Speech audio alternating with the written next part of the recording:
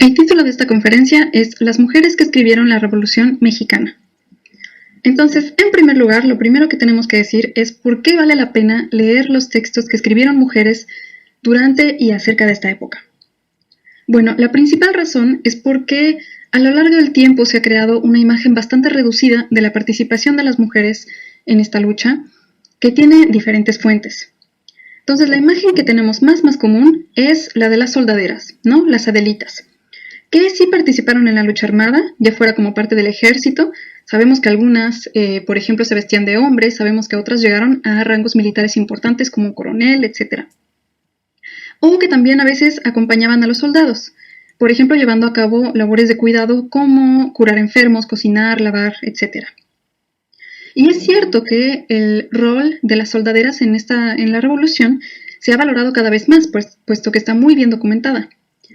Pero al mismo tiempo ha pasado otra cosa, que durante los años siguientes de la revolución, y mientras se estaba creando el relato nacionalista de lo que había sucedido en este conflicto armado, el rol de la mujer se vio drásticamente reducido a varios estereotipos. Bueno, estos estereotipos tienen dos orígenes principales. El primero es en el cine. Sobre todo durante la época de oro, durante los años 40-50, que se produjeron muchísimas películas en México, y muchas de ellas acerca de la Revolución Mexicana, o que tenían la Revolución Mexicana como contexto, como fondo. Bueno, entre ellas hay muchas que se pueden clasificar como melodramas, donde se tenía una óptica bastante conservadora acerca de las mujeres, y siempre se las retrataba como una esposa o una madre sufrida. Siempre era una mujer débil, sumisa, amorosa, servicial, que era un poco la imagen de la mujer que se quería crear en este momento de construcción de la nación mexicana. Un ejemplo muy clásico de este tipo de películas es Flor Silvestre, de 1943. Entonces les voy a poner un pequeño fragmento de esta película para que vean un poco lo telenovelesco que era. Tengo miedo, José Luis. Todo esto me parece tan extraño. Siento como una corazonada de muchos males. Somos de clases tan opuestas que tu familia nunca me aceptará. Bueno, como pueden ver, aquí no se trata de una mujer que esté luchando por su nación, no se trata de una mujer que esté teniendo actividades políticas. Estamos viendo una mujer que tiene un rol clásico de su género y para la cual la revolución es simplemente el contexto, es simplemente el decorado que rodea esta historia de amor. Entonces, como esta película hubo muchas en esta época, hay otro género que también cabe mencionar, que son los filmes de generalas. En ellos sí se logra salir del estereotipo de la mujer como dulce e indefensa, pero se mantiene siempre ligado al personaje femenino, ya sea a un interés romántico, ya sea a un triángulo amoroso. Y lo que es más impresionante es que siempre que la mujer se retrata como alguien empoderada, como alguien que utiliza su voz en público, que es activa en el espacio público, siempre se la condena, se ridiculiza o se la considera como una mujer moralmente cuestionable. Ahora, otro de los orígenes de los estereotipos de la mujer durante esta época es, desgraciadamente, la misma literatura de la Revolución. Para apoyar esto, les voy a leer un fragmento de un artículo de Carlos Monsiváis.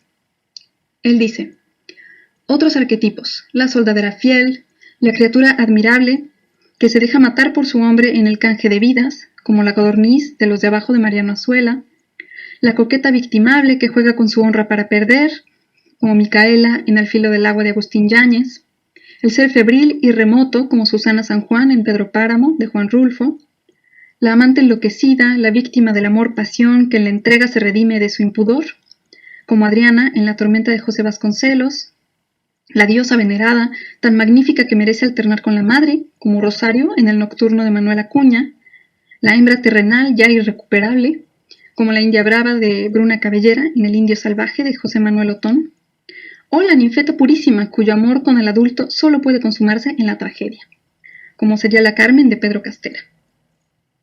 Esto nos da un panorama bastante general, pero a la vez con suficientes ejemplos como para creer que el rol asignado a las mujeres en el canon de la literatura de esta época, pues no es ni positivo ni verdaderamente realista. Entonces, es por todo esto que vale la pena volver la mirada a las mujeres que escribieron ellas mismas durante y sobre esta época, porque así podemos conocer un poco mejor su participación en la lucha revolucionaria desde sus propias palabras. Entonces, para abordar todo esto, que es un corpus enorme de textos, les propongo separarlo en dos grupos diferentes. Primero quisiera hablar de las periodistas y propagandistas, y en segundo lugar, de las autoras creadoras. Bueno, para las periodistas y propagandistas, un antecedente fundamental es la educación de las mujeres, que, a pesar de que fue el tema de varias polémicas en la época, de hecho formó parte del proyecto educativo del porfirismo. Esto significa que desde finales del 19 se abrieron muchas escuelas que poco a poco fueron permitiendo el ingreso de las mujeres a niveles educativos superiores a la educación primaria, que era el que solían tener antes, en el mejor de los casos. Entonces, un ejemplo notable de esto es la fundación en 1871 de la Escuela de Artes y Oficios para Mujeres de la Ciudad de México. Ahora, en particular, la profesión magistral atrajo a muchas mujeres a la educación superior. Una gran proporción, de hecho, de las propagandistas durante la Revolución ejercía la profesión magisterial. En cuanto al periodismo, desde el siglo XIX ya las mujeres tenían cierta participación. A veces eran colaboradoras para publicaciones femeninas, a veces eran cajistas, o a veces acompañaban y trabajaban a la par de sus parejas en la prensa de oposición. Bueno, algunos ejemplos de publicaciones que estaban dirigidas a mujeres y que nacieron a finales del siglo XIX son Las hijas de la náhuac, El álbum de la mujer, El correo de las señoras y Las violetas de Anáhuac. Algunas de estas eran explícitamente feministas, otras no, pero ya eran espacios donde las mujeres estaban escribiendo para otras mujeres. Después, a principios del siglo XX, lo que sucedió fue que el descontento social empezó a crecer hasta el punto que hubo un gran aumento en el activismo político y en la publicación de textos propagandísticos. Todo esto, por supuesto, en contra del régimen de Porfirio Díaz. Ahora, entre todas las mujeres que ejercieron el periodismo en esta época, hay una cosa que hay que remarcar, que es el hecho de que la mayoría de estas mujeres nació en el último tercio del siglo XIX, lo cual significa que cuando estalló la revolución tenían entre 25 y 30 años. Es decir, habían vivido todas sus vidas bajo el régimen de Porfirio Díaz. Entre las periodistas de la época se encuentran mujeres de todos los medios socioeconómicos y también mujeres originarias de todas las regiones del país. Las que tienen aquí en las imágenes son los ejemplos de las que fueron más célebres en la época. Tenemos a Dolores Jiménez y Muro, editora de la revista La Mujer Mexicana. Está Juana Belén Gutiérrez de Mendoza, una anarquista que publicó el periódico Vesper en varias ocasiones porque fue clausurado y ella lo volvió a abrir en diferentes ciudades. Está Sara Estela Ramírez, que fue fundadora de La Corregidora, Elisa Acuña y Rossetti, fundadora de Fiat Lux y de La Guillotina, y también colaboradora de Vesper con Juana Belén Gutiérrez de Mendoza. Y finalmente está María Andrea Villarreal González, fundadora del periódico La Mujer Moderna. Entonces, insisto, estas fueron las más célebres, pero a estos nombres se pueden agregar muchos otros. Mujeres que crearon publicaciones o que participaron en ellas con el fin siempre de denunciar las injusticias sociales, y todo esto a un precio bastante alto. Porque hay que decir que las mujeres que se dedicaban a los periódicos, sobre todo cuando eran de oposición al gobierno, pues perdían inmediatamente su reputación social, muchas relaciones familiares, sociales, muchas veces perdían también sus recursos económicos porque ponían todo a favor de la causa, e incluso llegaban varias a perder su libertad, porque frecuentemente eran encarceladas por el delito de rebelión o de sedición. Quisiera leerles un fragmento de un manifiesto publicado en Vesper el 8 de mayo de 1910 que nos da un poco la idea de cuáles eran los propósitos de esta publicación y cuál era el tono en el que se escribía. Lo leo. Vesper no ha querido luchar solo por un cambio de personal en la administración pública. Eso dista mucho de sus grandes anhelos de transformación radical, de su eterna aspiración de justicia y libertad, de sus grandes ideales de suprema redención. Es una locura creer que un pueblo atado al poste de todas las ignorancias, oprimido bajo el peso de todas las tiranías y devorado por todas las miserias, pueda seguir en su marcha a la libertad, que pasa sin detenerse para arrancarle todas sus ligaduras. No. Si queremos que ese pueblo no siga a ese más allá de la redención, es preciso ayudarlo a que rompa todas sus cadenas. Esto es lo que hacemos al combatir la dictadura del general Díaz. Esto es lo que hacemos al procurar el triunfo de la candidatura popular. Entonces, esto nos da un poco la idea de la radicalidad a la que aspiraba este periódico, porque si en algún momento apoyaron la candidatura de Madero, en realidad se trataba de un periódico anarquista que estaba en contra de toda estructura gubernamental.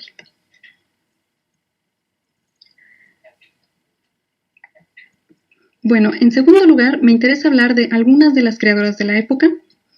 La primera y más célebre de todas es Nelly Campobello, que es de hecho la única mujer que aparece en la antología famosísima de Antonio Castro Leal, titulada La literatura de la Revolución Mexicana, que apareció en 1960. Esta antología contribuyó muchísimo a fijar el canon de lo que hoy en día conocemos como la literatura de la Revolución Mexicana.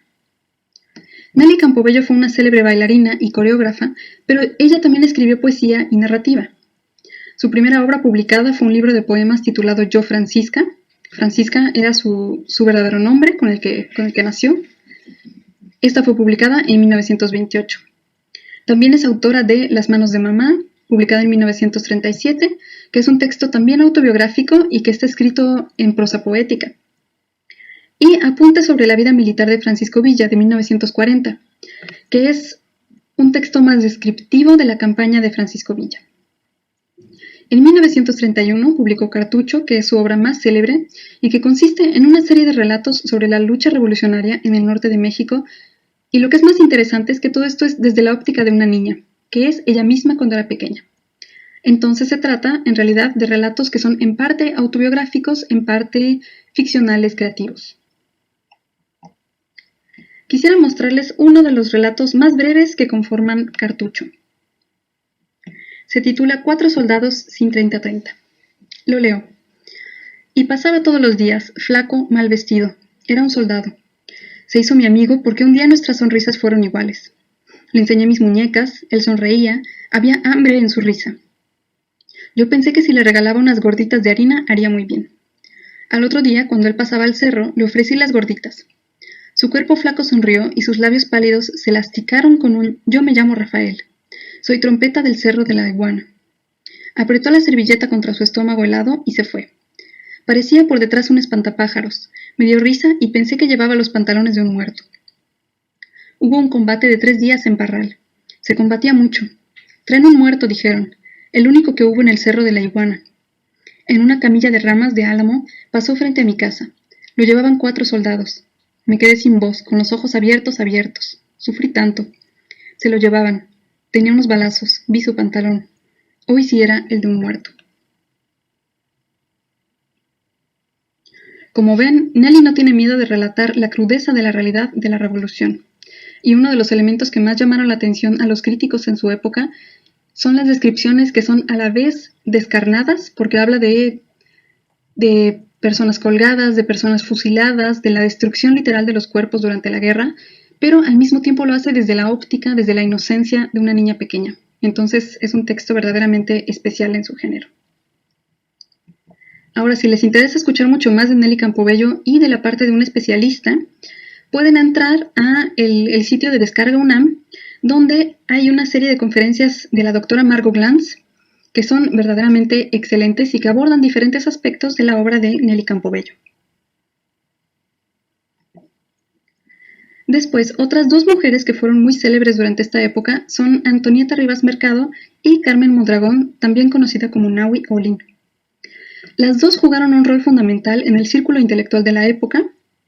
Los roles tradicionalmente atribuidos a cada una son, para Antonieta Rivas Mercado, mecenas, porque en efecto ella financió a muchos artistas y muchos escritores, y para Carmen Mondragón, sobre todo musa, porque fue retratada por muchos artistas de la época y tuvo relaciones personales también con varios de ellos. Pero aquí nos interesan porque las 2 fueron también escritoras. De Antonieta Rivas Mercado se editó en 1987 su obra completa. En esta pueden leerse sus diarios, su correspondencia y algunos ensayos también. Y Carmen Mondragón, en su momento publicó varios libros de poesía. De hecho, están tanto en español como en francés. Además de ellas, podemos encontrar muchas otras autoras de la época que son bastante menos conocidas. Aquí tienen una lista que para nada es exhaustiva. Está incluida Elena Álvarez, que publicó, entre otras cosas, 2 dramas revolucionarios. Está Consuelo Delgado, que publicó la novela Yo también, Adelita. Enriqueta de Parodi, que publicó Era mi madre, un texto que recuerda de hecho bastante a una de las obras de Nelly Campobello, que también se trata sobre su madre. Está Celia Herrera, que publicó Francisco Villa ante la historia. Este caso es muy interesante porque si Nelly Campobello había escrito para defender a Pancho Villa, Celia Herrera se opone completamente a esta visión y en su libro lo que hace es tratar de denunciar las brutalidades de Francisco Villa y de su ejército. Está también la comunista Benita Galeana, que tiene una autobiografía, pero también está este libro El Peso Mocho, que es un libro de cuentos donde el contexto para las historias es al menos la época de la Revolución Mexicana. Está también María Rivera, que escribió Fine Criolla, una autobiografía que es muy interesante, porque es la autobiografía de una mujer que se ve a sí misma con mucha libertad, sobre todo respecto a su cuerpo y su sexualidad, que para la época era bastante extraordinario. Está María Esther Nájera, que escribió varios cuentos, como por ejemplo La Peseta. Está Carmen Báez, que también tuvo cuentos como La Cilindra. Y si quieren buscar estos textos, bueno, los cuentos específicamente los encuentran en una antología que es excelente, editada por Jorge del Campo, que se titula Cuentistas de la Revolución Mexicana. Y si no, para todo el resto de la lista son obras que están disponibles en las bibliotecas de la UNAM. Ahora, solo antes de terminar, quisiera mencionar rápidamente que de hecho muchas de las mujeres que participaron directamente en la revolución no tuvieron la oportunidad de escribir sus experiencias.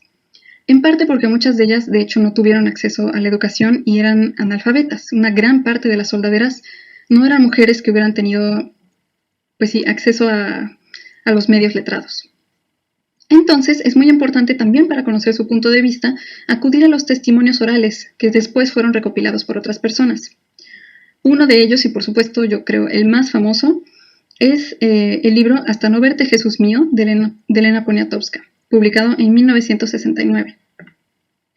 En él, ella recopila el testimonio oral de una mujer que participó directamente en la Revolución Mexicana y lo modifica un poco, lo edita un poco para crear esto que es una especie de novela testimonial, novela histórica, que vale la pena absolutamente. Hay otros casos también, mucho menos conocidos, pero otros testimonios orales recopilados sobre todo por historiadores, los tienen en esta lista. Son, por ejemplo, de Jesús Arzola, Una historia vivida, según el testimonio de Úrsula Tapia, de Jorge Basurto, Vivencias femeninas de la Revolución, de varios autores, entre ellos 2 mujeres, un libro que se titula Con Zapata y Villa, 3 relatos testimoniales, y finalmente un libro compilado por Jorge Trujillo Bautista que se llama Testimonios de la Revolución Mexicana en Tamaulipas. Estos, insisto, son algunos ejemplos, pero existen varios otros. Entonces, para concluir, como pueden ver, hay muchísimas fuentes para leer textos escritos por mujeres durante y sobre la Revolución Mexicana, y esto solamente requiere un poco salirse del canon de la literatura de la Revolución y sobre todo ponerse a explorar las bibliotecas. Les recomiendo mucho, en cuanto puedan, irse a darse un chapuzón en la Biblioteca Nacional, en la Hemeroteca Nacional que están en la UNAM, como saben, pero también acudir a la Biblioteca de las Revoluciones de México, que está en San Ángel, y es un acervo excelente que tiene muchas joyas de esta época, pero que a veces está un poquito olvidado. Bueno, espero que les haya interesado acercarse a los textos de estas mujeres, que ciertamente nos demuestran que la participación política y el empoderamiento femenino en México no son una cosa de hoy, sino que tiene ya una larga historia y profundas raíces. Para terminar, quisiera dejarlos solamente con una recomendación. Existe una película de la Revolución producida por una mujer y se titula La Negra Angustias. Salió en 1949, fue dirigida por Matilde Landeta, está basada en una novela de Francisco Rojas González, pero el texto para la película fue bastante modificado por la directora porque, en su opinión, a partir del momento en el que el personaje se enamora, entonces pierde bastante de su fuerza. Y bueno, el argumento de esta película es una líder revolucionaria que es, para su época, absolutamente feminista, que se niega a casarse, que acuchilla a un hombre que la intenta violar, que huye de su pueblo y que termina convirtiéndose en líder zapatista. Y lo mejor de todo es que la encuentran abierta y gratis en YouTube. Entonces, mucha suerte con sus lecturas y con sus visiones.